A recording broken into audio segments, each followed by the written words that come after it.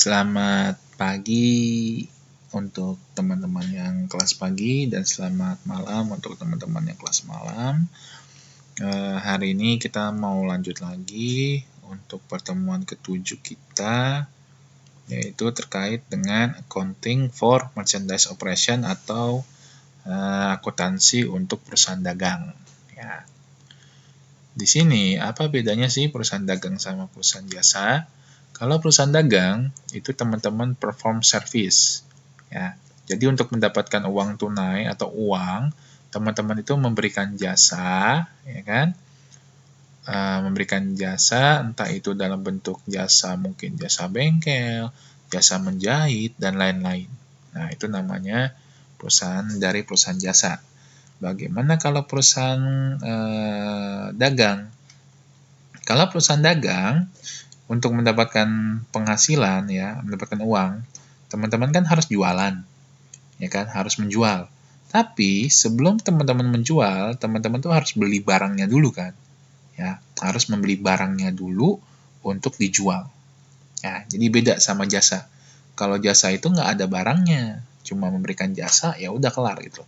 Tapi kalau perusahaan dagang, teman-teman harus beli barangnya dulu, ya kan, baru bisa untuk dijual. Ya. Jadi pada prinsipnya, kalau di perusahaan dagang, ya teman-teman harus beli barang dulu, baru bisa dijual. Nah, dari penjelasan ini, kita udah tahu nih bahwa yang harus teman-teman catat di sini adalah bagaimana jurnal waktu dia beli dan bagaimana jurnal waktu dia jual. Ya. Jadi kan gampang ya, karena udah kelihatan banget tuh.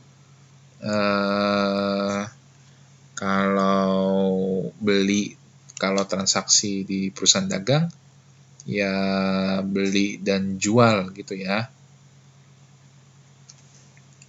Nah, sekarang kita mau bahas dulu transaksi belinya. Jadi, sebelum masuk transaksi beli atau jual, di dalam perusahaan dagang itu ada metode untuk mencatatnya ya. Jadi, metode untuk mencatat terkait dengan inventory. Nah, terkait dengan inventory ini maksudnya teman-teman beli dan teman-teman jual.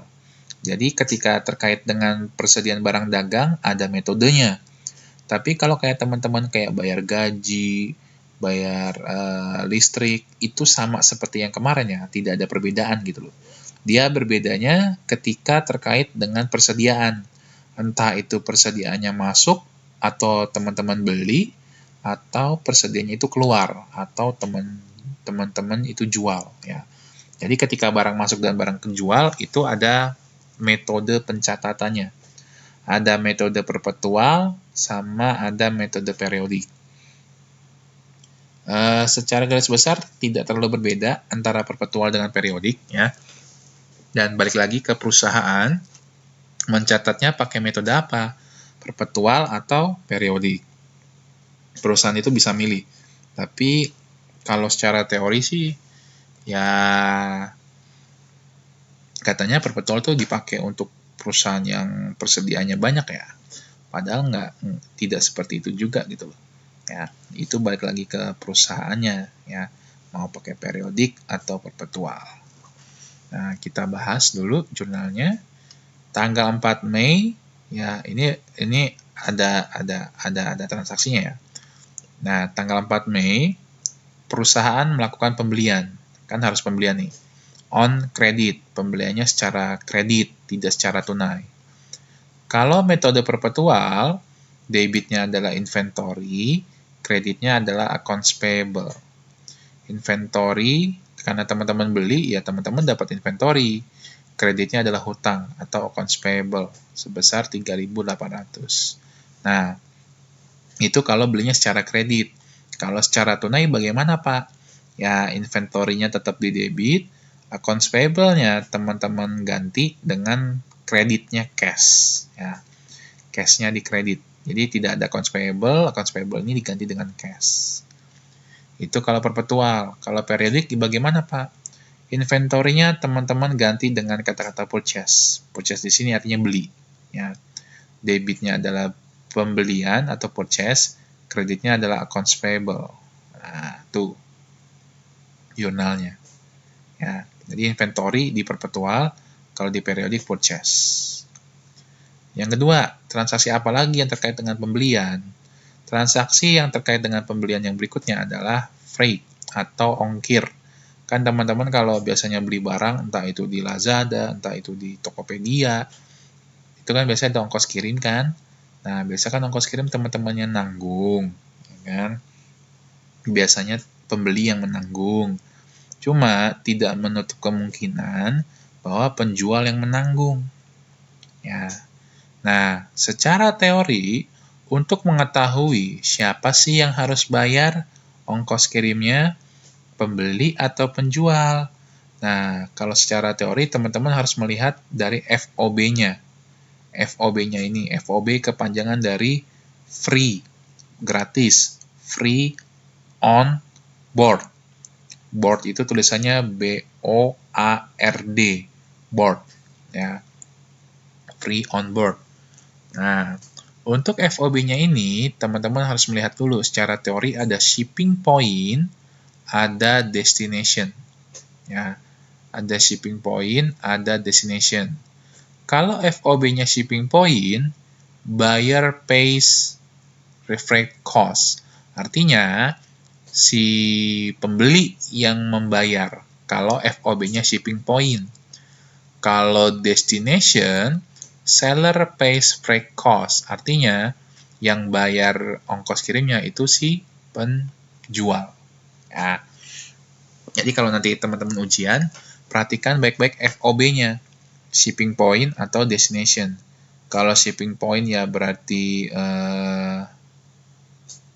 pembeli yang membayar, kalau destination ya penjual yang membayar. Nah, tapi teman-teman harus perhatikan ya. Perhatikan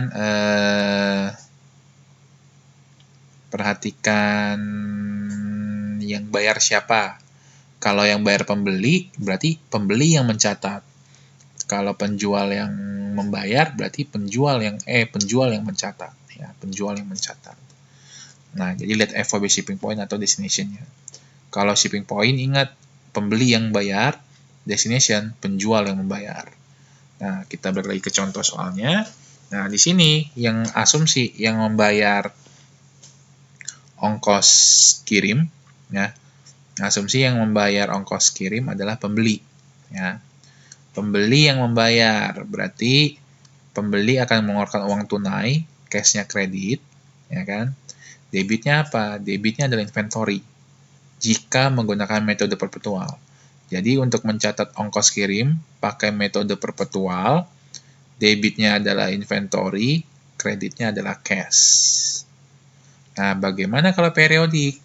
Inventorinya teman-teman ganti dengan freight in. Ya. Freight in itu adalah ongkos kirim pembelian. Ya. Jadi kalau pakai metode periodik, teman-teman nyebutnya bukan inventory, tapi freight in. Freight in-nya di debit, kreditnya cash. Ya. Jadi inventory diganti dengan freight in. Nah, yang ketiga, ketika barang itu datang, teman-teman kan terima, tapi pas dilihat, ada yang cacat nih, ada yang rusak. Nah, biasanya kalau ada yang rusak, itu teman-teman retur, balikin.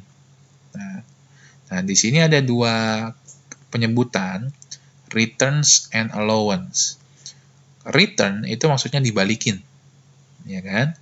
And allowance itu, allowance di sini maksudnya adalah pengurangnya, harganya dikurangin, ya kan? Jadi teman-teman balikin dan teman-teman minta harganya dikurangin, ya. Kalau tidak semuanya dibalikin, ya kan? Kalau semuanya balikin, ya balikin aja langsung, kayak gitu. Nah, untuk jurnalnya, kalau retur, itu paling enak adalah teman-teman balikin dari jurnal waktu beli. Waktu beli, teman-teman kan nyatetnya inventory debit, kreditnya accounts payable. Nah, begitu di retur, teman-teman balik. Accounts payable-nya di debit, kreditnya adalah inventory. Ya, dibalik tuh dari jurnal nomor 1. Angkanya 300, berarti yang diretur itu angkanya sebesar 300. Itu kalau perpetual. Kalau periodik, debitnya sama-sama accounts payable, tapi ingat, kalau periodik itu kan, kata saya kan bilang, balikin aja dari nomor 1. accounts payable-nya udah balik nih ke debit.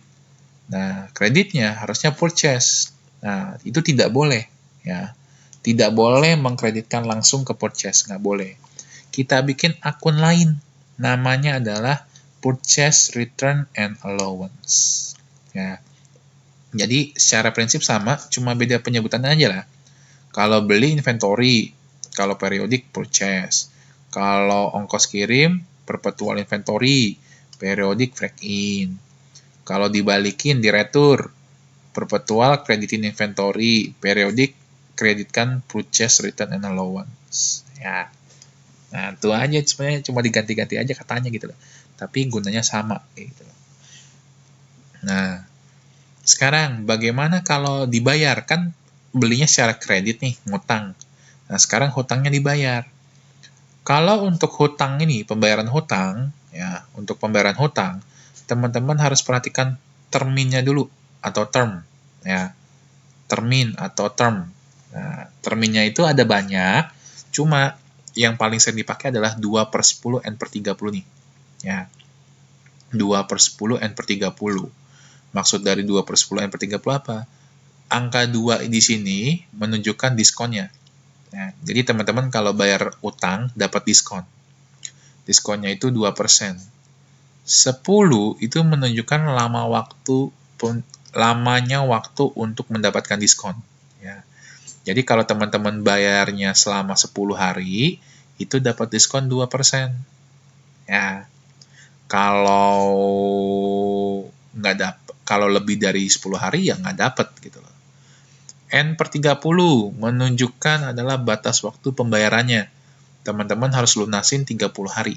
Ya. Jadi 2/10 N/30 pengertiannya adalah akan diberikan diskon 2% jika dapat membayar dalam waktu 10 hari, ya kan? Dan batas waktu pelunasannya adalah 30 hari. Ya. Pak, selain 2/10 N/30 ada apa lagi ya, Pak? Kan ada EOM, ya kan? Atau misalnya 1/15 N/30, ya sama prinsipnya. Satunya menunjukkan diskonnya, 15 menunjukkan harinya, ya. Jadi tergantung dari termin perusahaannya. Ya. Nah, kita lihat. Di sini asumsinya pakai 2/10 N/30 ya. Nah, jadi tugas pertama, kalau teman-teman ada pembayaran utang di sini, perhatikan dulu, dapat diskon atau tidak dapat diskon. Ya. Ini kan transaksinya tanggal 4. Berarti kan tadi 2/10. Artinya pembayarannya 10 hari. Berarti teman-teman hitung 4, ya kan, tanggal 4, tanggal 5, tanggal 6, tanggal 7, tanggal 8, tanggal 9, tanggal 10, tanggal 11, tanggal 12, tanggal 13. Kalau saya hitung 10 hari, harusnya paling terakhir bayar tanggal 13 dapat diskon. Loh, ini kok tanggal 14 dapat diskon, Pak? Salah dong. Bukan, ini nggak salah. Yang salah hitungan kita. Harusnya tanggal 4-nya itu jangan dihitung. Dihitungnya dari tanggal 5. 4-nya nggak dihitung. 4-nya tidak dihitung. Yang dihitung itu dari tanggal 5. Berarti dimulai dari tanggal 5, 6, 7, dan seterusnya. Sehingga pembayaran terakhir itu maksimal tanggal 14.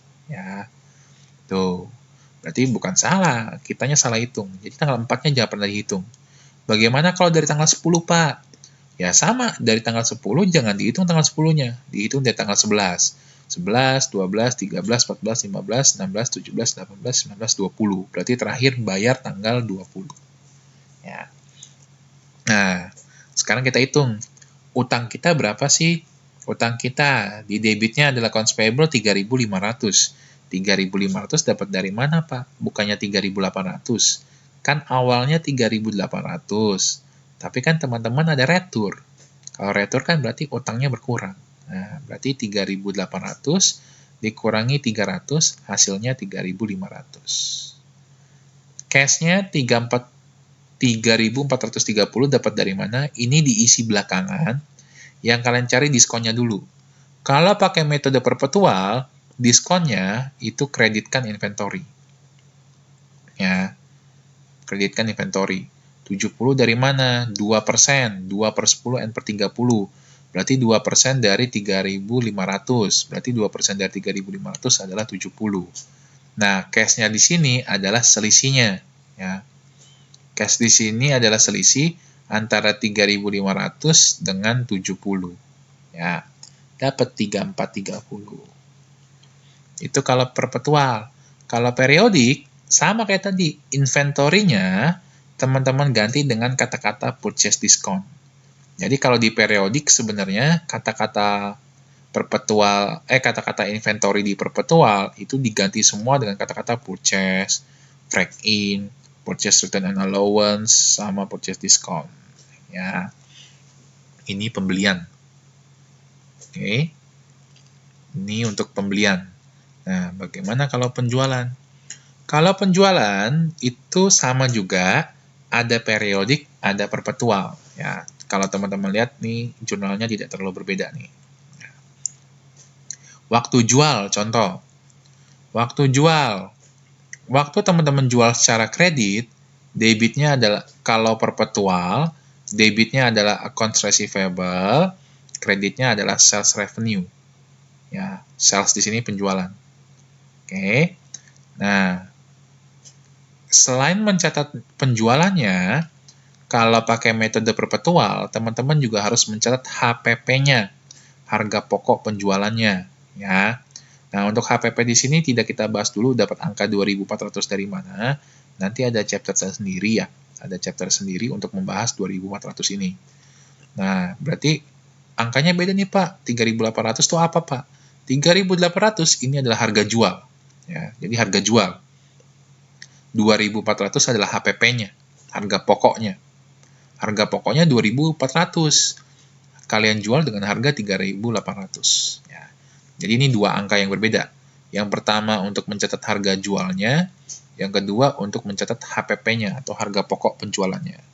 Nah, untuk mencatat harga pokoknya, debitnya adalah cost of goods sold, ya. COGS atau cost of goods sold. Cost of goods sold ini bahasa Indonesianya adalah harga pokok penjualan.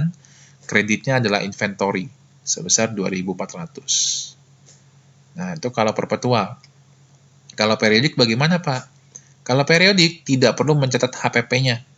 Tidak perlu mencatat COGS-nya atau HPP-nya. Dia langsung aja tuh.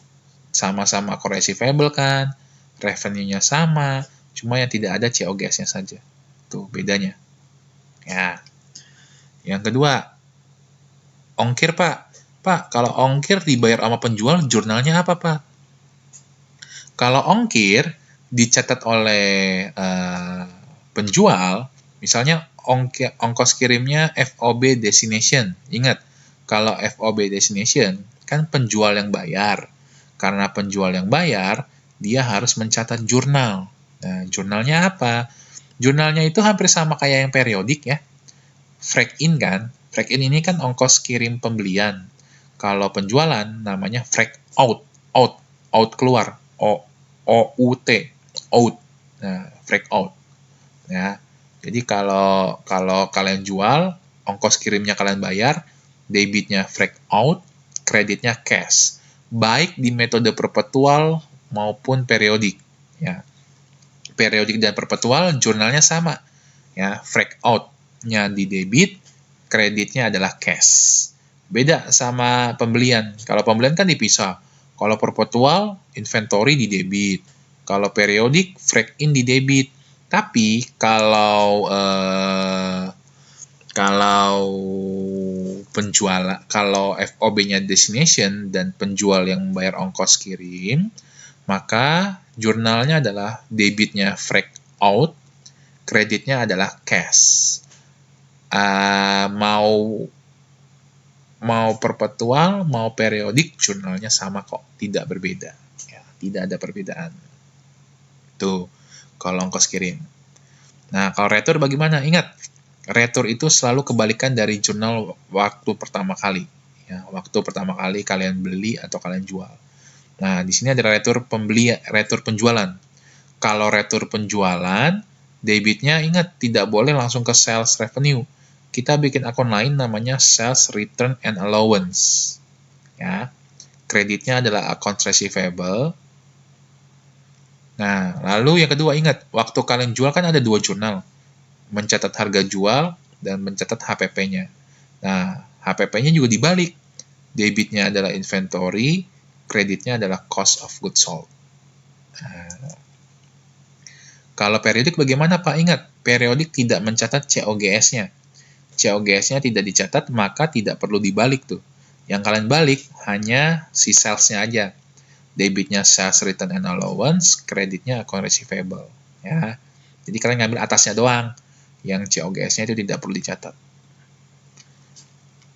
Nah, yang keempat, kalian terima uang dan kalian memberikan diskon, ya kan? Karena kalian penjual, kan penjual yang memberikan diskon. Nah, di sini kita terima uang dan dipotong oleh diskon, ya. Jadi kalian terima cash, debitnya cash. Waktu kalian terima piutang, debitnya cash, kreditnya adalah accounts receivable. Nah, accounts receivable 3,5 juga sama caranya. Teman-teman cari account receivable-nya di debit 3.800. Account receivable-nya juga di kredit 300. Ingat, debit ketemu kredit dikurangin, dapat 3.500. Nah, debitnya adalah sales discount. Sales discount itu sama caranya kayak tadi, kayak purchase discount. Dapat dari 2% dikalikan dengan 3.500. Maka debitnya selisih antara 3.500 dengan 70. Baik perpetual dan periodik, jurnalnya sama ketika kalian terima piutang dan mendapatkan diskon. Kalau nggak dapat diskon, bagaimana Pak? Sales diskonnya dihapus. Ya. Jadi hanya cash dan account receivable. Sales diskonnya dihapus ketika teman-teman tidak mendapatkan diskon. Ketika dapat diskon, ya munculin sales diskon. Ya. Jadi teman-teman di sini bertindak sebagai dua posisi ya. Sebagai pembeli dan sebagai penjual. Ingat, jurnal beli bagaimana, jurnal jual bagaimana. Ya. Tuh. Dan kalau teman-teman perhatikan, diskon itu ngikutin cash-nya ya. Ketika teman-teman purchase diskon, nah di kredit, ngikutin cash juga di kredit. Ketika teman-teman bilang sales diskon, ngikutin cash-nya di debit. Ya. Jadi ini tolong teman-teman boleh catat ya. Waktu beli jurnalnya bagaimana, waktu bayar ongkos kirim bagaimana, waktu retur pembelian bagaimana, waktu bayar utang dengan dapat diskon bagaimana. Nah, sama, ini waktu jual. Waktu teman-teman jual secara kredit bagaimana, waktu teman-teman mendapatkan retur penjualan bagaimana, waktu teman-teman bayar ongkos kirim tadi bagaimana, dan teman-teman juga waktu terima piutang dan dapat diskon juga bagaimana. Nah, itu sih dari sisi penjurnalannya. Ya. Nah, yang mau kita bahas berikutnya adalah dari sisi laporan keuangan dulu deh. Nah, secara laporan keuangan, dia akan berbeda dengan yang jasa. Kalau jasa kan kemarin simple tuh, tinggal service revenue dikurangi dengan expense-nya, ya kan? Nah, sekarang kalau di perusahaan dagang, itu teman-teman sales, ini harusnya bukan service revenue ya. Saya nggak tahu kenapa ini PPT nyebutnya service revenue. Ini harusnya sales revenue. Sales revenue dikurangi dengan sales return and allowance, ya kan? Dikurangi lagi dengan sales discount, mendapatkan net sales. Nah, net sales dikurangi dengan COGS, hasilnya adalah gross profit. Dari gross profit dikurangi dengan expense macam-macam, sehingga baru menghasilkan net income. Ya, jadi cara nyarinya sedikit berbeda ya. Kalau perusahaan jasa kemarin tinggal service revenue dikurangi expense tok gitu loh. Tapi kalau teman-teman perusahaan dagang itu beda. Sales dikurangi COGS dulu, cost of goods sold, dapat gross profit. Dari gross profit baru dikurangi dengan expense-nya, baru dapat net income. Nah, kalau susunannya seperti ini namanya biasanya sih pakai metode perpetual. Kalau periodik bagaimana, Pak? Kalau periodik itu tidak terlalu berbeda, yang berbedanya itu di COGS-nya. Ya. ketika teman-teman mencari COGS-nya, itu ada rumusnya lagi. Nih, rumusnya.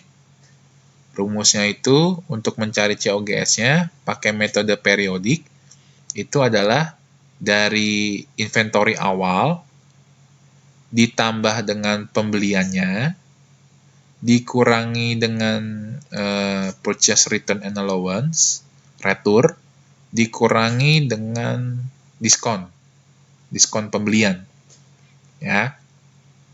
Lalu ditambahkan dengan break in, ya kan? Ditambah dengan break in atau ongkirnya, menghasilkan namanya cost of good purchase, ya kan? Nah, nanti inventory awal yang 36.000 ditambah dengan cost of good purchase 320, hasilnya adalah cost of goods available for sale. 356 ini total dari 36.000 ditambah 320 dikurangi dengan ending inventory atau inventory akhir. Inventory akhir tahun sebesar 40 dikurangi sehingga mendapatkan COGS 316. Nah, ini cara mendapatkan COGS dengan metode periodik. Kalau perpetual bagaimana Pak untuk mendapatkan COGS-nya? Nah, teman-teman tinggal cek aja dari jurnalnya ini nih. Ya, kan ada COGS nih. Nah, kalau di debit tambahin, kalau di kredit dikurangi. Ya. Jadi kalau perpetual tuh teman-teman nggak perlu ngitung kayak tadi, tinggal melihat secara jurnal aja COGS-nya berapa. Tapi kalau pakai metode periodik, teman-teman harus ngitung seperti ini. Ya, harus hitung seperti ini. Nah, cuma beda di COGS-nya aja ya. Tapi secara susunannya sama semua kok. Mau periodik, mau perpetual tuh sama perusahaan dagang. Cuma cara mencari COGS-nya aja yang beda. Kalau kalau periodik pakai rumus yang ini, kalau perpetual tinggal contek atau tinggal totalin aja semua COGS-nya. COGS yang di debit totalin semua, dikurangi dengan COGS yang di kredit. Ya. Nah, dari jurnal penutup tidak terlalu berbeda, ya. Yang berbeda itu dari bebannya. Bebannya muncul yang namanya cost of goods sold. Ya, cost of goods sold itu termasuk beban. Ya. Yang lainnya sama persis kok dengan yang sebelumnya. Ya. Nah, sekarang kan tadi ada persediaan awal nih, inventory awal sama inventory akhir. Ya. Nah, kalau menggunakan metode periodik, teman-teman tuh harus bikin jurnal tambahan untuk jurnal penutupnya ya. Ya. Jadi jurnal penutupnya itu teman-teman ada tambahan jika menggunakan metode periodik. Ya, periodik. Pertama, untuk menghapus persediaan awal ini kita hapus, debitnya adalah income summary, kreditnya adalah inventory. Ini untuk menghapus persediaan awal. Nah, yang kedua adalah untuk memunculkan atau menampilkan persediaan akhir. Ya. Jadi persediaan akhir yang kita tampilkan. Jurnalnya adalah debitnya inventory, kreditnya adalah income summary. Nah, dapat dari mana Pak beginning inventory? Beginning inventory kan pasti ada dong di persediaan awal. Nah, kalau ending inventory itu teman-teman harus stock take ya, atau stock opnam. Hitungin berapa sih persediaan akhirnya. Nah, baru deh buat jurnal ini. Ya. Nah, itu saja tambahan untuk chapter 7 ini. Untuk ujian saya sepertinya mau bikin dua mungkin ya pakai dua bentuk soal. Yang pertama adalah teori, yang kedua adalah hitungan. Yang hitungannya itu mungkin karena bahannya ini banyak dan 2 jam, kemungkinan saya buat yang simpel-simpel aja ya. Dimulai dari jurnal, penyesuaian, membuat laporan keuangan, lalu membuat jurnal penutup, dan terakhir itu mungkin jurnal ini ya, jual beli ini ya, transaksi jual beli ini. Saya minta jurnalnya aja deh, ya, jurnalnya saja, Pakai metodenya apa? Periodik atau perpetual? Nanti kalian lihat pakai periodik atau perpetual. Yang penting soalnya tidak akan saya buat susah, karena mengingat waktu itu hanya 2 jam ya, 2 jam per kuliah, 2 jam ujian. Kalau soalnya kebanyakan mungkin kalian nggak selesai ya. Mungkin nanti soalnya akan saya kurangi nggak begitu banyak ya. Karena bahannya juga kebetulan banyak seperti itu. Oke. Kalau tidak ada hal yang ingin didiskusikan atau kalian ingin bertanya di Google Class-nya, silakan. Terima kasih untuk perhatiannya. Selamat malam dan selamat pagi.